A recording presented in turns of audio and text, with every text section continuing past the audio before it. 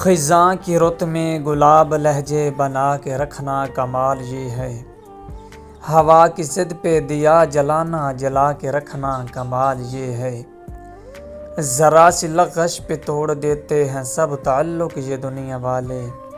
सो ऐसे वैसों से ताल्लुक़ बना के रखना कमाल ये है। किसी को देना ये मशवरा के वो दुख बिछड़ने का भूल जाए, और ऐसे लम्हों में आंसू अपने छुपा के रखना कमाल ये है।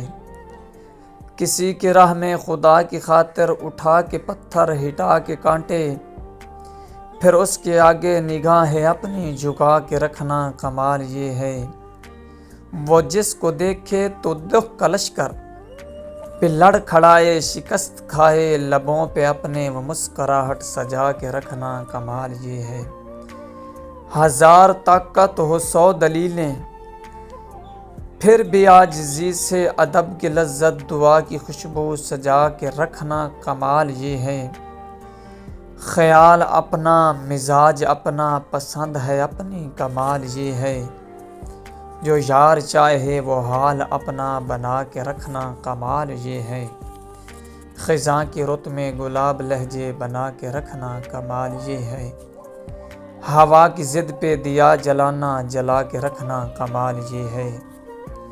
दोस्तों, मैं आपका अपना पंजाबी शायर तजम्मुल हुसैन हाजरा अलमारूफ हाजरा जंगाला।